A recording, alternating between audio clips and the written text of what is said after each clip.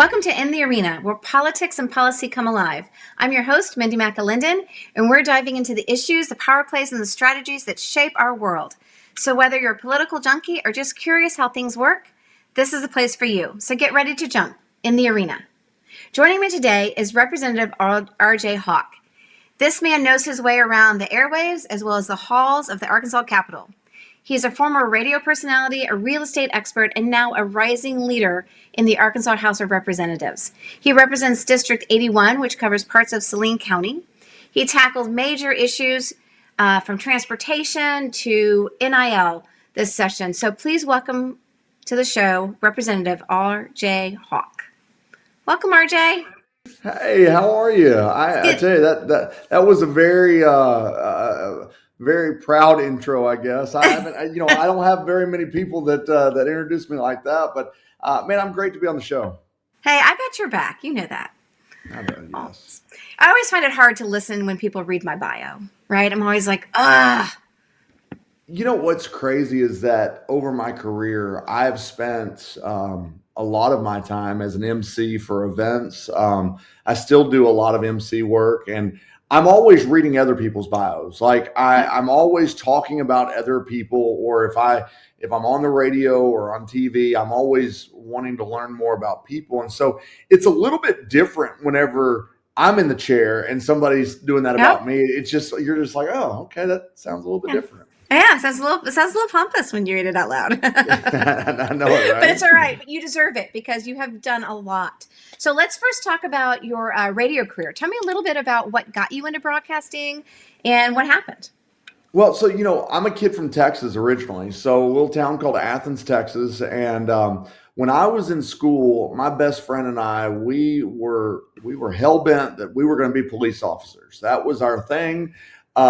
We said that, you know what, if neither one of us goes off and does anything, we're going to go and be part of the Athens PD or the Dallas PD. Well, needless to say, I ended up getting a scholarship to come to Arkansas, and I went to the University of Central Arkansas, and those dreams changed. And I really got involved with the broadcasting department at UCA. In fact, when I was at UCA, I was the first person to bring the UCA baseball broadcast back to radio since the 90s. And this was back in 2004. Oh, wow. And so, and I'm proud to say that today, they're still broadcasting the baseball games on the radio. And so that kind of got my gears going on broadcast. And then from there, I was the first person in my family to get a college education. And I stayed. My mom said, look, you've got things going in Arkansas. You need to stay and try to make a career. And so I started getting involved with high school athletics, and I was broadcasting. My very first broadcast was for the Clinton Yellow Jackets. And I had no idea what I was doing, but I just learned from there. And I did a lot of gigs for free. And so you fast forward that 20 years later, really, and I spent 14 years doing morning drive on 103.7 The Buzz with legendary talk show guy Tommy Smith, former Razorback David Basil, and just all around funny guy Roger Scott. And we were the number one morning show in Central Arkansas for, like 10 years. And we just had a lot of fun. And so that's really kind of how the broadcasting journey took place. That's cool. Now, you are also a sideline reporter. Do you have a favorite sports memory of something you covered or something that happened on the sidelines? Yeah, well, what's crazy is when you're in broadcast, you don't make a whole lot of money. Like I think whenever I first started out, I was making $23,000 a year. That was before taxes. Yeah, and so you didn't make enough to get taxes taken out. No, I know, right? I think they were actually giving me money back. That's right. But I was always trying to find gigs, and so it first started out, I was doing sidelines and color commentary for the Arkansas Traveler baseball games.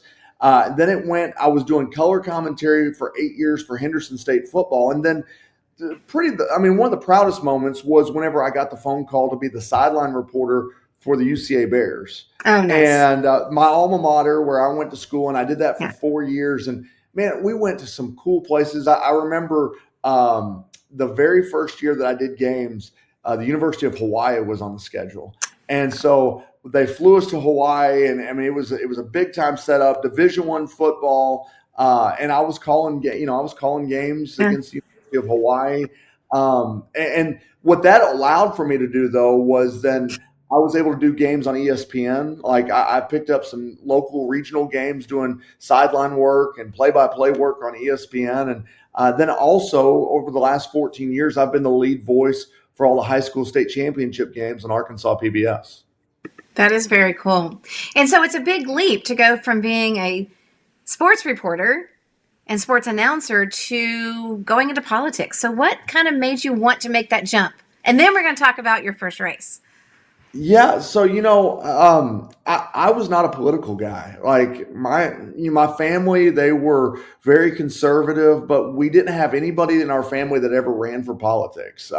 Didn't do city council, didn't do committees, nothing like that. And so when my wife and I moved to Bryant, one thing that I really am passionate about is giving back and getting involved with local charities and stuff. And so in the first 4 years that I had been in Bryant, I had teamed up with the Cystic Fibrosis Foundation. I got with the Boys and Girls Club and American Cancer Society, and I had helped raise over $400,000 in 4 years for these organizations. And people were recognizing me through those works. And a former legislator who Shane Broadway, who used to be a state representative and state senator here in Saline County, he came to me and he says, RJ, he goes, I really think that you would be good on the city council. He says, you're already involved in our community. He said, there's a guy that is about to get off and there's going to be an open seat. He goes, I think you should do this. And I go, Shane, look, I don't know. I don't have much of a filter. I don't know if I would be good in politics. Statement. I see people getting in trouble. Like, I just don't know if I need that in my life. And he said, look, I'll help you. He goes, most likely you'll just walk into the race. You won't have an opponent. And sure enough, I talked to my wife. She said, sure, whatever. And I did it. And one thing about me, I've never, I'm not somebody that says no very often, and because I always want to try things. I want to experience things. And so I did it and I loved it. I loved everything about it. I loved being involved. I loved being in the know. I loved helping shape policy for our city. And, one thing that I'll always remember is that there was a little lady in Bryant that called me one day, and she had a water leak, but didn't know it. Her water bill came in. It was $1,000. Her average water bill was $150. And so she calls me crying. She's on a fixed income. And she says, I don't know where to go. And so I pick up the phone, and I was only on the job like 2 months at this point. But I pick up the phone, call the public works guy. We got them out there. We diagnosed the problem. They retroactively moved her water bill back so she didn't have to pay for that water. Nice. And she called me that next day, and she goes, I was lost. And from that day forward, I was just like, you know what? This is really impacting people, our neighbors, and I enjoyed it. And so I'll be quick about this, but you fast forward 4 years on that city council doing things. I never had aspects to do anything else. Yeah. And Shane Broadway comes to me again, and he says, Andy Davis, who is a former legislator, has decided he's going to retire from the legislature. I think you need to do this. And I said, Shane, I said, you got me on the city council. I love it. He goes, he said, RJ, this will be great.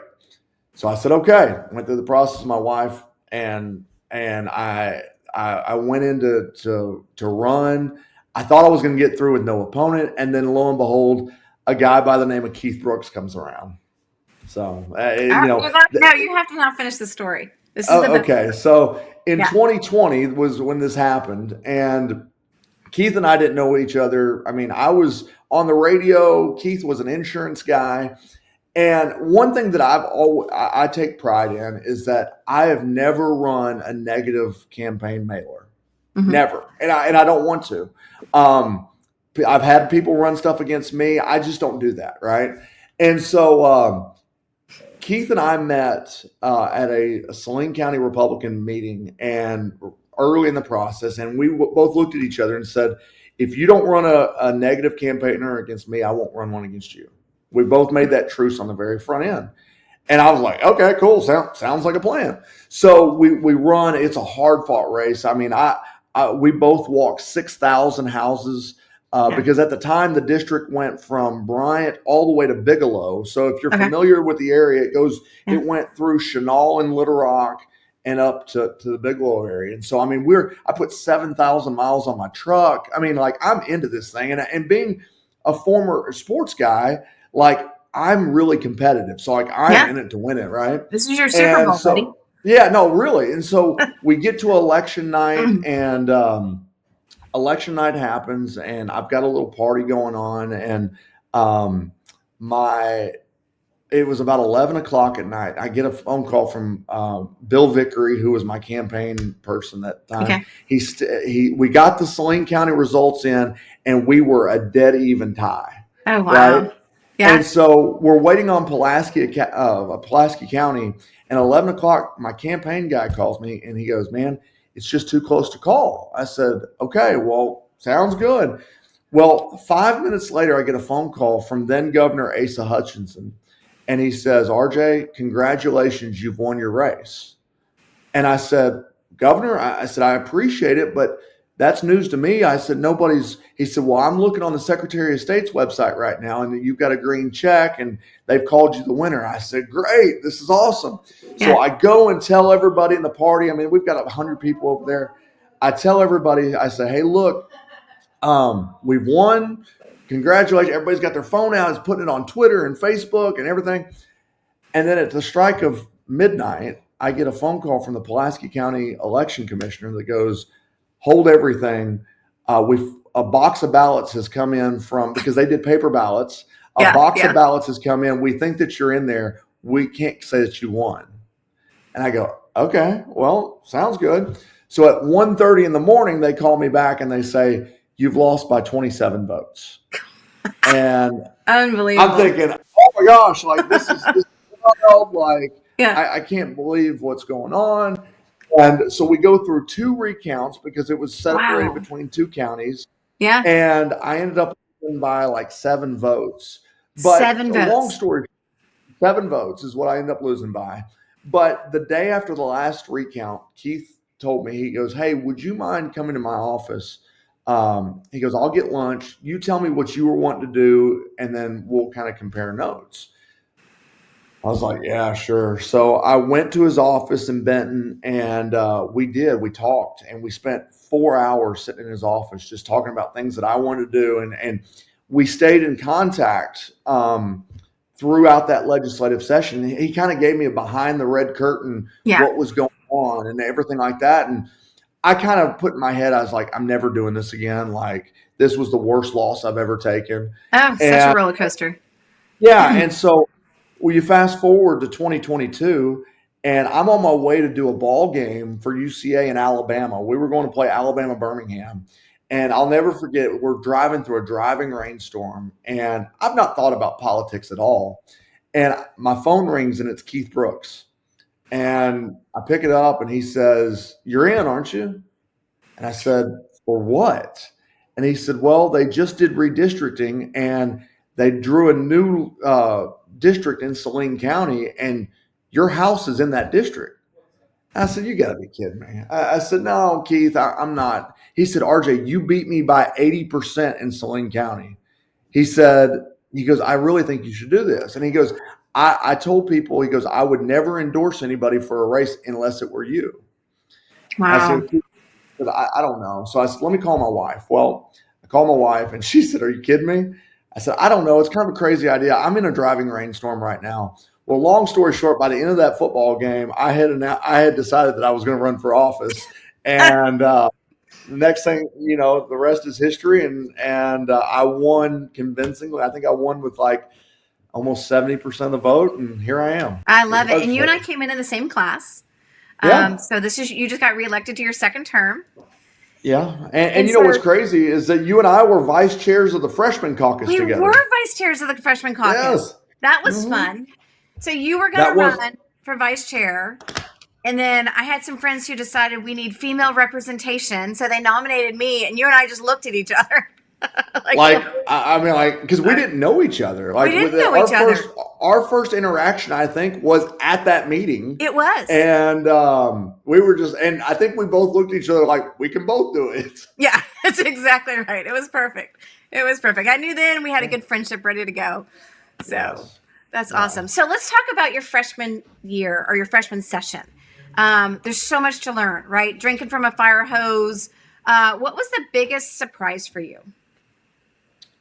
I think that really just how to interact with people that aren't from your walk of life. You know, Arkansas is a small state, but we're all different. Like, I mean, you're in Northwest Arkansas, you know, there's people in South Arkansas, North.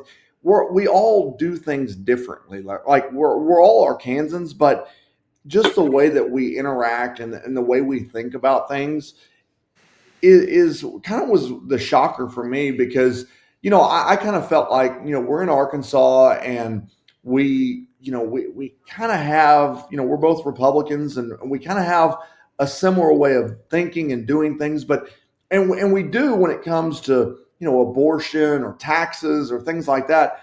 But when you start getting down to the meat and potatoes of how Arkansas operates, and you start talking about business decisions, and you start talking about you know, things that aren't the political talking points that you see on mailers, that was really the part that was kind of a shock to me because we all do things differently, and trying to get on that level, or if I had a bill, trying to get somebody to understand the rationale behind why I was doing something. Yeah. I think that was probably the hardest part for me was just really that communication factor with, you know, 99 other members just in the House. Yeah. So what was your favorite bill that you ran? And then, you know, I'm going to ask you about one of the other bills you ran. The first session, you know, I wasn't very, you know, I didn't go out and just run just a crazy amount of bills my first session because honestly, it was going from being on the city council to this. It was you had to really know what you were getting into. But I ran a bill that it didn't end up passing, but it got a lot of attention, and I think that we're still working on it. And it was the bill that if a drunk driver or boater were to kill a parent, that person, whenever they get out of jail, they start paying child support for the children that are left behind. And what came of that, even though it didn't pass in Arkansas because every county is different, it became a national talking point. And Washington State passed the same exact law. Missouri passed it before we did, and you know it just became a national thing. And so what it allowed for our prosecutors and our judicial system to start talking about ways to reform our judicial system so that we're all on the same page to where one day that we might be able to do this in Arkansas. It's such a fascinating concept, right? Because I mean, it is a big leap to say that a stranger should now pay the child support, but yet they've taken the parent away. So I love just kind of looking at that and saying, what is the right thing to do to protect those kids and to help those kids and time of loss. So I appreciate you taking that on. It's a big one. And not only that, Mindy, but think about the parent that is left behind. If you go from a 2-income family to a one, you know, I mean, yes, it's hard on the kids because they've lost a parent, but it's equally as hard on the spouse because now that they've had this life that they've built with another person, and it's just been cut short because of somebody that felt like they needed to go have a couple beers and then drive down the road. Right. I mean, it's a very strong thing, but at the end of the day, there needs to be consequences for actions, and that was really the point. And you know, we're not going to bring it back this session. We're still working on it, but I can guarantee you, by the time I'm done being in the Arkansas legislature, that will be law in Arkansas. I love that. And I have no doubt, as tenacious as you are, that you will bring that back, and it will get across the finish line. I'll be happy to help you. You know that. Okay, so let's talk about lessons that we learned as a freshman, because there were so many things that you just, not you personally, but that we as freshmen stepped in, right? We would be thinking we're doing something, then someone would say, well, did you not talk to so-and-so? And you'd be like, how did I know? I didn't know. So much you don't know. But you brought a bill, which was a really I don't think any of us thought it would be as contentious as it was, but you brought a bill about dog breeds, right? And Yes. your goal was to protect people from being Yeah. attacked by dogs that were a little bit. Well, not only that, it was more about the banning of certain breeds, right? Yes. So like some cities will ban a pit bull and they Correct. say you as a person are not allowed to own this breed of dog. So you and I believe in individual liberties and being able to have choice, right? Right. And so the thought process on this, when the bill was brought to me, they said, look, we want to be able to have parameters in place, but we want to say that people can have whatever breed of dog that they want to have, right? Mm-hmm. But if a said dog were to be violent and attack, then you're going to have to get rid of the dog or whatever, right? And so when it was brought to me, I was thinking, yeah, this seems like a no-brainer. Like it's choice. It's allowing people to have, freedoms. And I started shopping it around, and people were like, "Yeah, sounds good." And it became kind of a passion project my freshman year because, I saw that there were like 10 other states that had passed this legislation, and I was like, okay, well, you know what, I'm in. Like let's go. I told you I didn't run that many bills my freshman year, No. and so I've got a bill now that we're getting support. It's getting national attention. I did a USA Today called me about this bill. Like I'm getting national attention over this thing. And so like I was really dug in and my career in radio and talk radio, my job was always to entertain and debate and if you didn't agree with me, I was about to call you down to the carpet and it was going to be game on, right? Yeah. And so we take this bill, it passes through committee pretty easily. And so I'm thinking, okay, it's good. Well, I'll never forget as I'm walking up the steps to the chamber that day, Aaron Pilkington, who we love Pilk, he Yeah. says to Love him. me, he grabs me by the shoulder and he goes, I'm going to kill your bill today. And I go, best of luck to you, bud. I said, but I got the support for this thing. And he goes, okay. And we smiled and we walked in and I didn't even think anything about it. Well, so I get up there and run the bill and we do it. I think I got one question from legislators on the floor. Yeah. Like I'm thinking, okay, we're going. We're cranking. And then it came time for the people to speak for and against the bill. And I'll never forget, Pilkington he comes up and he gives this very just it was just a heart-wrenching story about how a pit bull destroyed the life of a child and ripped limbs off of the child. I mean, it was very, very graphic, Terrible. right? Yeah. And then they come back, and then Johnny Rye gets up there and says something like he's for the bill, and I don't really remember what he said, but it didn't last very long. And then Jimmy Gazaway gets up there, Yeah. and it's another just gut-wrenching, like hard one. And I'm thinking, okay, well, so I'm jotting down notes like I would on the radio on like how I'm going to defend this. Yeah. And then I didn't have anybody else come up to speak for it. And then Matt Brown from Conway. Well, what I didn't know was that about a month before the bill ran, there was a child in Conway that made big time news that this child just got mutilated by a pit bull. Yeah, I remember. And killed the child. And it was a bad deal. I later saw the story. And Matt Brown starts telling the story about this child. And it was bad. And so, but I was so dug in, Mindy, that I was like, let's go. And so I come to the well. And I got my notes. Like I'm sitting here and I'm into it, right? And I go, boy, that testimony that Representative Pilkington just gave sounded very similar to the abortion debate that he I gave remember this. last session. And Matt Brown over here talking about ripping limbs off kids. That has nothing to do. And I start calling people out in the well, Yeah. which was a major no-no. Yeah. And being freshmen, we didn't know that. I mean, Yeah, we probably yeah. could have, but that was our. And you were And so, dug like, in because like I you're was gonna dug lose in, the and battle. like I'm pointing people out left and right, and like you did this and you did this, and I'll never forget. So the bill failed, failed miserably, and after the fact, a Democrat in the legislature, Fred Allen, calls me that night because Oh, I was he's a good pretty man. like down. Yeah. Fred calls me and he says, "RJ," he goes, "I know that we're on different sides of the aisle, and you don't have to take my advice." He said, "But you owe the House an apology."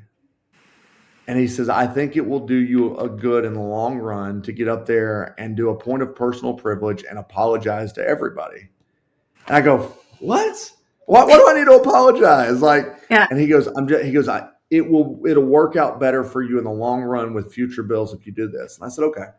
So the next day I got up there and I took his advice and I called for a point of, and I apologized to all three of the gentlemen I called out.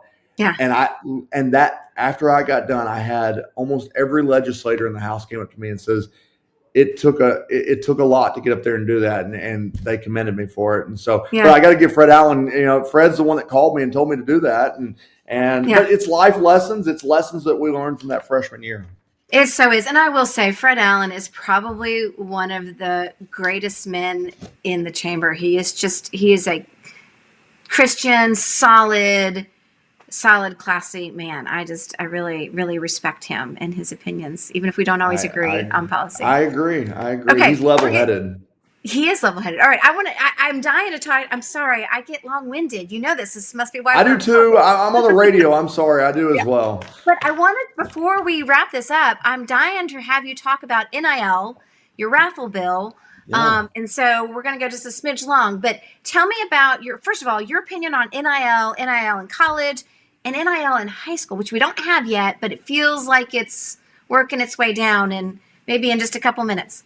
Yeah, no. So we've got a bad problem with NIL. I mean, until Congress steps in and actually does something to regulate NIL, it's going to be a train wreck in college athletics, because what you've got a bunch of state legislatures that are just trying to figure out different laws and in place, and there's nothing consistent across the board. Plus, nobody knows what anybody's worth, right? Like in the NFL, you know what a quarterback's worth, or you know what a running back's worth, you know what a point guard's worth in the NBA. In college, we don't know any of that. And so it's just willy-nilly. And I understand people say, well, it's capitalism. And I agree it is. But at the same time, you've got to put some safeguards on it, or we might as well not call it college. We might as well just call it, like the minor leagues of whatever, yeah. Of professional sports. And so I say all that to say, like, with what I've done, Speaker Shepard had the original NIL bill before we got into the legislature, and I ran a bill that is going to allow for colleges and universities to be able to hold raffles in the state and be able to use that for fundraising efforts. They're already fundraising, right? And so, but part of that money could be used if they wanted to go and use it for NIL purposes. And once again, a bill that we thought that was going to be a nothing burger, as far as media attention, became this wildly, just super controversial bill. But there was only one person against it. And I mean, at the end of the day, and that one person was a casino in Arkansas. And so, look, at the end of that, we got it through. It was great. I had a phone call today with a university in the state that says they're planning on holding a raffle before this baseball season's over with, and they're looking forward to it. And I think it's going to be a good thing. There was over 50 colleges and universities across the country that are already allowing this. We allow for our churches to do this already. And so I think it's going to be a good fundraising mechanism for our universities in the state. And this money can go to NIL, but it can go to other things that the university needs, right? Sports wise, so it's not just NIL money. Correct. Like we put in there, it could go for scholarships. It could go, you always hear about facility upgrades, and they've got a facility budget and they're trying to raise money, you could use a raffle for that. Some smaller schools have even told me that they're going to hold raffles to help their travel budget for like the baseball team or for some of the lesser sports that don't bring in a lot of money. Yeah. They're going to use raffles to help set those budgets for those small schools. That's good. And I agree with you. I am not a fan of NIL. I feel like, part of college sports has been taken away. And I feel like we get a lot more showboaters now looking for that NIL contract instead of we're in it for the team. Right. And so I do miss that. And it's really bad. And what's crazy about it, Mindy, is that outside of Division I, like your University of Arkansas, your Arkansas States, Ohio States, you don't really hear about NIL at the UCAs of the world or the Henderson States. You don't hear about NIL because it's still the pure college football game, right? Or the college basketball. The NIL is really only happening with your major Division I schools, and it's just become a train wreck. The whole thing. Yes. And I blame, once again, we blame California because a judge in California turned over the case, the Bannon case, and said, we're going to allow for students to make money off their name, image, and likeness. And that's how this whole thing started, was out of California.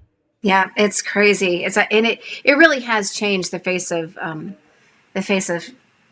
NCAA sports, and I hate it because it also changes the way, I want my kids, if they're going to a Division I school, I want them there as a student athlete is great, but I want them there for getting an education too. And I think we've really shifted some of our focus away from that. So I appreciate your work on this.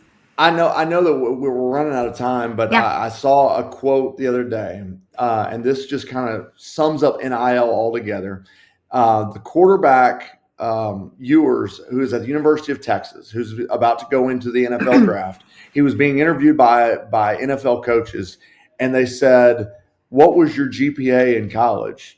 And his quote was, "I didn't get a scholarship to go to school. I got a scholarship to play football. I didn't come here to go to school." Wow. And so that's what NIL is now. Yeah. We're paying kids to go and play football, and they don't care about the education. Well, not all of them. Right. A lot of them, they're there as a job to play football or to play basketball or baseball.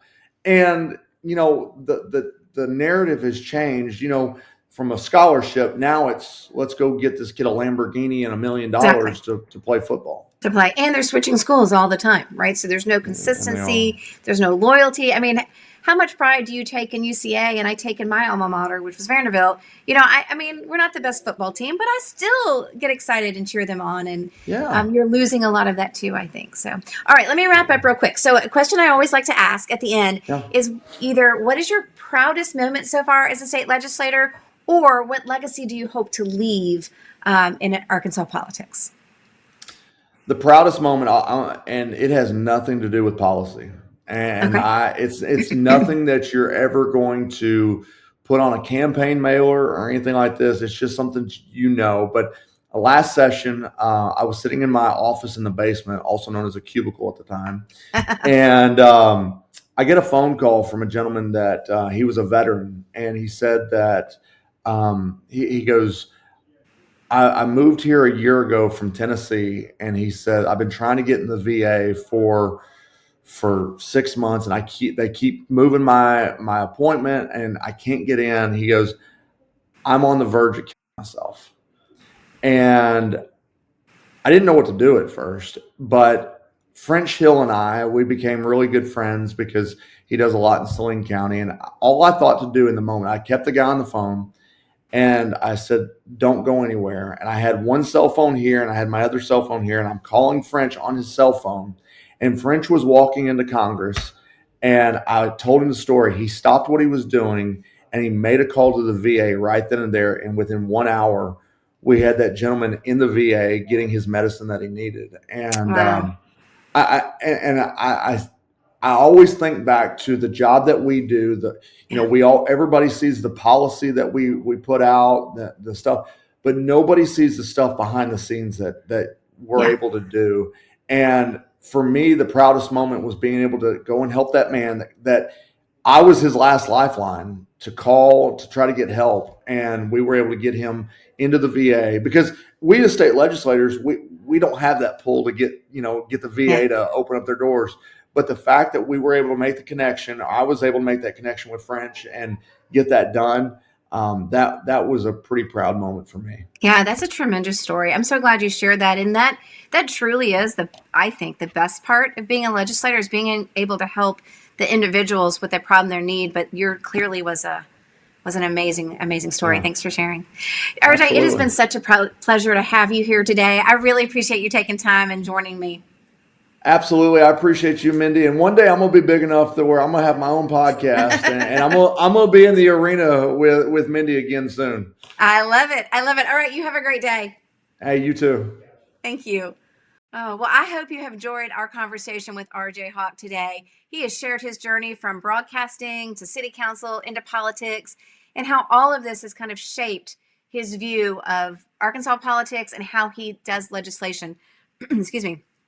Arkansas touched on the work that he did in his first session, where he worked on a really interesting bill dealing with drunk drivers and what responsibility does that driver have if they have killed someone's parent in the process. And I think we'll look forward to following that one. He also talked about some lessons learned in dealing with getting a little angry in the well, and how do you repair those relationships and how do you keep moving forward, because someone who may be an adversary today is going to be a friend tomorrow on any given bill. And I think he showed a really great way to navigate that. And then we talked a lot about the NIL that he's worked on, and he got this bill passed through the House this year, and it allows universities to hold a raffle to help support NIL funds. And so it's a pretty interesting take, and his background in sports reporting and broadcasting, it really kind of gave him a unique perspective on that. So I appreciated him sharing that. His passion is evident as he talks, and I really think you could see that come through. But he has a deep passion for public service and a connection to his community. And it was a compelling discussion about leadership in the future of Arkansas. And I hope you enjoyed it. I look forward to seeing you next week in the arena.